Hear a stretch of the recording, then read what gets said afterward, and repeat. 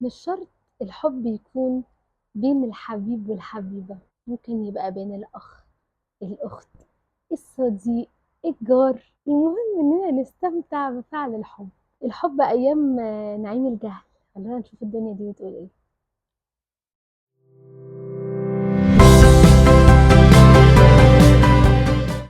السلام عليكم، أهلا وسهلا بيكم في حلقة جديدة من بودكاست لا تعلى الريحة مع سارة معتز، كل يوم جمعة الصبح. زمان، لحد كده أول الألفينات، لحد أول ما اتولدت يعني. ده دليل على حاجة بس مش مهم. المهم، كان الحب كده حب نقي بريء. ما كانوش بيشغلوا عقلهم قوي، دي حاجة مش صح قوي، ولكن يعني خلينا نشرح الأول كان من وجهة نظري الحب أيامها كان إيه. ده بناء على نظرتي للناس اللي حواليا والمسلسلات والأفلام والفريمينج اللي كانوا يعملوا الحب الوقت ده. كان حب بدون تفكير، كان حب غير مشروط. كمية الحب اللي هتتقال النهاردة تودي في داهية. كان حب غير مشروط وحب بدون استخدام العقل. عارفين الحب من أول نظرة، هو ده. فكان اتنين بيحبوا بعض وبيتحدوا الاتنين الدنيا كلها عشان ياخدوا بعض، ومفيش حد بيفرقهم، كذا وكذا، وهي تبقى مليانة عيوب وهو يبقى مليان عيوب، ولكن الاتنين عايزين بعض. ولكن يا عزيزي المشاهد، في وقتنا ده، ساعة ما اتولدت يعني، أصاب العالم لعنة. الوعي. يا ريت وعي لوحده، وعي وأنانية وشروط وحب عبارة عن صفقة. يعني الاتنين دلوقتي لما يعجبوا ببعض يعملوا زي تشيك ليست بعد ما بيعجبوا ببعض. اوكي، هي فيها كذا كذا كذا كذا كذا، وهو فيه كذا كذا كذا. ايه ده؟ بس هو ليه ما بيمشيش على الحيطة؟ لا مش عاجبني، انا عايزة فيه كل ده بس كمان يبقى بيمشي على الحيطة، ما يبقاش بيمشي على رجله.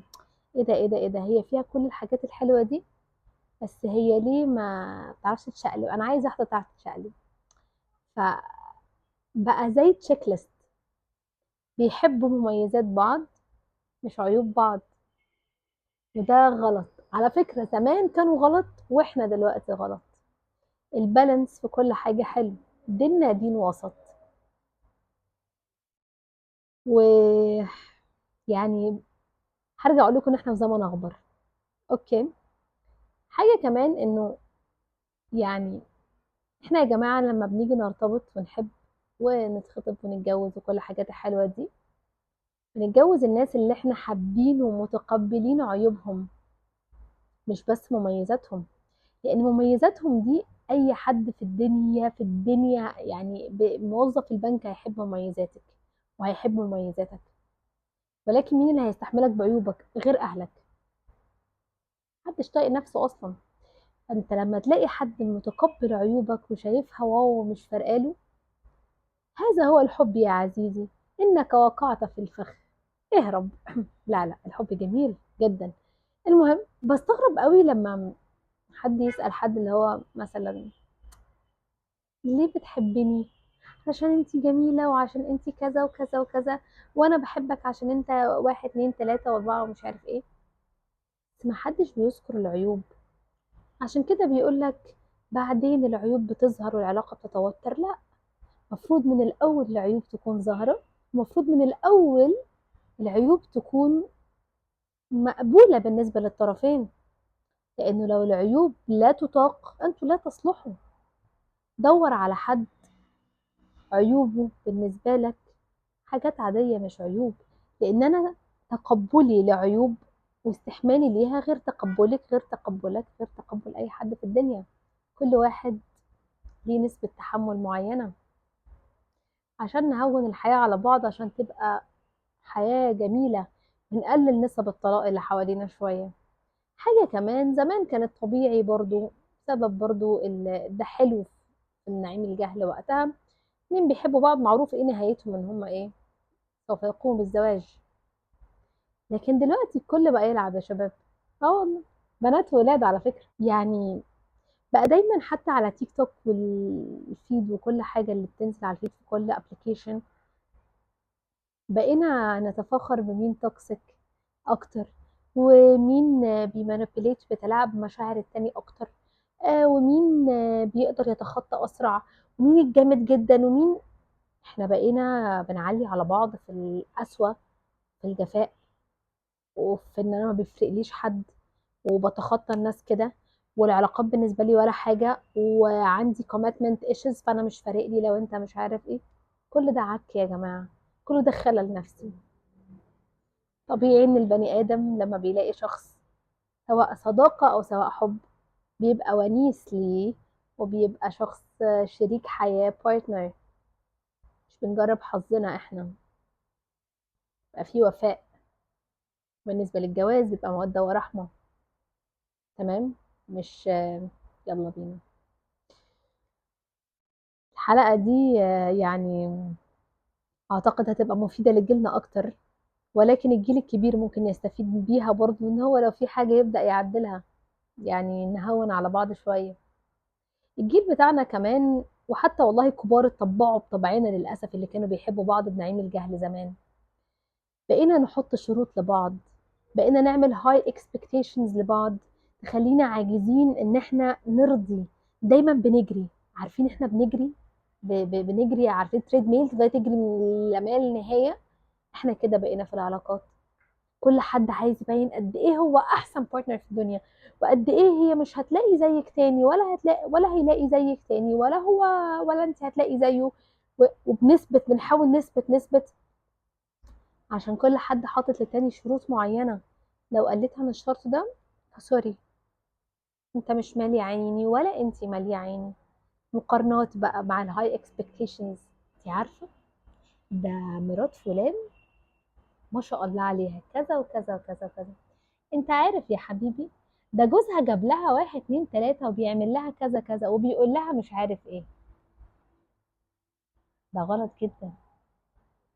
ده بيخلي دايما الطرف اللي معاكي واللي معاك حاسس ان هو مش كفاية. فبالتالي هو بالعكس، هو كده مش هيحاول يدي اكتر. ممكن يحاول لفترة، ولكن هيزهق. يحس انه خلاص، انا كده كده مش كفاية، ومش مالية عين اللي معايا. الله. يا جماعة، حاسة ان انا ممكن اقلب شاعرة، ولا فيديوهات بقى ازاي تتعاملي مع شريك حياتك. هقول لك الخلطة السحرية اللي هتخليها زي الخاتم في صباعك. اقول لك ازاي ممكن يتجوزك. امشي معايا في الفيديو ده وانا اقول لك. ايه يا جماعة، ايه يا جماعة، العلاقات بقت عايزة كتالوج. عشان كده بقول لكم بقى الحب زي الصفقة. الحب البريء ده ما بقاش موجود إلا من رحم ربي. أكيد لسه في ناس كويسة، أكيد لسه في ناس بريئة، pure، تحب بعض بجد. ولكن أغلب المنتشر حوالينا مصالح وصفقات، أو شو أوف إن إحنا بنحب بعض، واللي في القلب في القلب بقى. فالحياة أبسط من كده. آه، يعني مش مضطرين نبقى بيرفكت كل مدى. هاو تو، عارفين الهاو تو فيديوز دي؟ المفروض دي للحاجات البراكتيكال، للشغل وللهوايات. هاو تو بقت في العلاقات بقى. انا ممكن نمشي بستبس. عشان يعمل لك كذا هتعملي كذا، عشان تعمل لك كذا هتعملي كذا، وعشان مش عارف ايه هتمشي كذا. لا، مش همشي بكتالوج انا. كل حد يتعامل على سجيته وعلى طبيعته وعفويته. ايه سجيته دي؟ الدنيا مش مستاهله. هو احنا ليه اصلا؟ كل مدى البرفكشنزم بتزيد، كل حد عايز يبقى بيرفكت. العفوية بتندثر، والطبيعة بتاعت البني آدمين بتندثر، والفطرة بتاعتنا بتروح، بسبب ان كل حد بيسعى يبقى فظيع، وبيقارن نفسه بغيره، وبنقارن بعض بغيرنا. فده غير صحي. ده يعني is not healthy at all. عشان كده الناس التوكسيك كترت للأسف. وفي ناس بتبقى كويسة، وبسبب اللي بيحصل معاها بتبقى توكسيك، وده ردة فعل وحشة قوي. يعني ما اعتقدش ان عبده وفاطمة في لن اعيش في جلباب ابي كانت حاطه له تو دو ليست، ولا حاطه له بوينتس معينة اللي يجيبها اكتر هتحبه وهتتجوزه. لو كانت عارفة ان هو هيبقى غني كانت تتجوزه. ده هو حبها بطبق كشري. متخيلين نعيم الجهل اللي هم واصلين له؟ يعني بجد زمان كانت الحياة بسيطة. دلوقتي كل حاجة عايزة تفكير بجد. دلوقتي بقى كل ما تجمع نقاط اكتر كل ما هتتحب اكتر. الناس بقت بتحاول تبقى بيرفكت عشان تلاقي الحد اللي يحبها ويشوفها احسن حد في الدنيا. you don't have to. اللي عايزك هيحبك زي ما انتي، وما نروحش لبعض ونغير بعض. عايز واحدة زي ما هي خدها زي ما هي، ما تروحش تقول لها بس لو انتي عارفة لو عندك، انتي عارفة لو بتعملي. انا حاسة اني قربت كتير الحلقة دي بس محتاجة. عارفة لو بتعملي كذا، انت عارف بس يا حبيبي لو انت معاك، لو انت عندك، لو انت فيك. عايزة اللي لو فيه وعايز اللي لو فيها. روحوا الناس كده يعني. ما تروحوش لفراولايه وتقول لها بليز عشان خاطري كوني كريزه، انا بحب الكريز، عايز الكريز، روح للكريز. وانتي كمان الكلام من البنات والولاد يعني. بنات ايه؟ كلام البنات والولاد. بس يعني، بس فيعني اتمنى الحلقه دي تبقى برضو انطلاقه للهيلثي ريليشن شيبس، ونبدا نفكر بشكل يعني ايموشنال لطيف جميل نقي بريء اكتر. يلا نبدا في تدريب الحلقه دي. اول حاجه، هل انا اختار ابقى في نعيم جهل زمان ولا جحيم وعي دلوقتي؟ انا بختار الاتنين. يعني ايه؟ نعيم الجهل بتاع زمان الحلو فيه ايه؟ ان هم كانوا بيحبوا بعفويتهم وبطبيعتهم ومن غير تكلف، ومحدش بيمثل على التاني، ولا بيتفرجوا على فيديوهات ازاي اتعامل معاها وازاي تتعامل معاها عشان خاطر يبقوا بيرفكت. وبعد كده كل واحد وشه الحقيقي بيظهر وبيتصدموا ببعض. لا، الحياة زمان كانت طبيعية، ولكن كان المخ مش شغال، والشخص اللي بيشوفه قدامه بياخده خلاص، واللي هو مفيش غيره. او هستحملك زي ما انت ومش مهم، هتعود عليك حتى لو انا مش متقبل عيوبك. ده الوحش زمان. دلوقتي ما ناخدش منه ايه؟ ما ناخدش منه فكرة الصفقة والتو دو ليست، سوري التشيك ليست، والبوينتس اللي يجمع نقاط اكتر، والشروط اللي احنا بنحطها لشريك حياتنا. وانه انت تتغير علشاني وانت تتغيري علشاني. لا، محدش بيتغير علشان حد. اللي عايز حد ياخده زي ما هو، الا لو انت شايفه ان انت عندك عيوب عايزه تغيريها من جواكي نابع الموضوع ده، اعملي كده. ومن جواك نابع الموضوع ده، اعمل كده. فما نروحش للناس ونغيرهم عشان مفيش حد بيتغير. ايه اللي ناخده من دلوقتي؟ الوعي اللي احنا بقينا فيه في العلاقات. بقينا عارفين مين الناس التوكسيك، مين الشخص المؤذي. زمان ما كانش فيه الوعي ده. كان فعلا يعني الناس على عيوبها وخلاص، ومحدش عارف يعني ايه شخص متلاعب، يعني ايه انه ده معرفش بخيل خاين، هي منافقة مش كويسة. كل ده ما كانوش واعيين بيه كفاية. كانوا الناس بتتعامل مع بعض وهي مغمضة. دلوقتي احنا عندنا الوعي ده، بنعرف نختار شخص شريك حياتنا. مش اول حد نقع فيه خلاص ناخده، او اول حد يعني نرضى بالامر الواقع. بطل عندنا تقبل الواقع زي ما كان، عاجبني مش عاجبني خلاص، اهي حياة والسلام، او اهي جوازة والسلام. ده الحلو في جيلنا ان احنا ما عندناش الحتة دي. بس اخر نصيحة بقى يعني، لو حد توكسيك بيشوف الحلقة دي، الحياة مش مستاهلة. حط نفسك مكان الشخص اللي قدامك. لو انت راضي، لو انت راضية يتعمل فيكوا كده، يبقى اعملوا. انتوا ما ترضوش ده على نفسكوا. فكروا في اللي انتوا بتعملوه مع غيركم كذا مرة.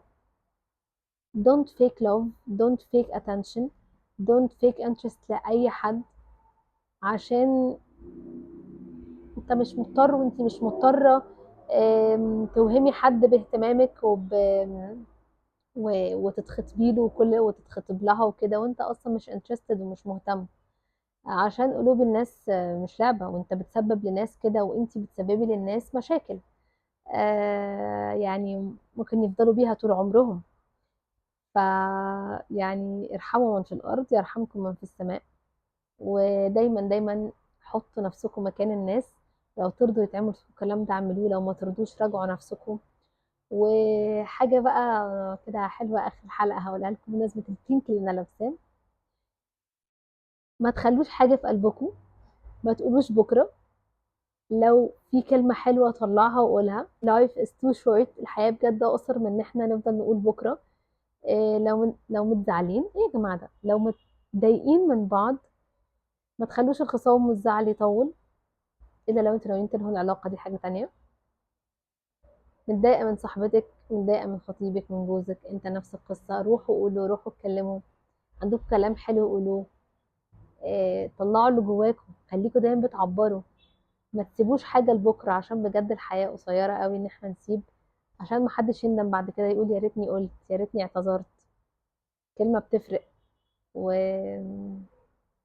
كلمة بتهون كتير، وكلمة ليها أثر. وبس. الحلقة النهاردة دي كانت بجد بالنسبة لي جميلة، وفيها كلام كتير قوي، وحاسة ان انا هعمل منها جزء تاني ان شاء الله لو عجبتكم. بس اشوفكم في حلقة جديدة من بودكاست لاتيه على الريحة مع سارة معتز، كل يوم جمعة الصبح.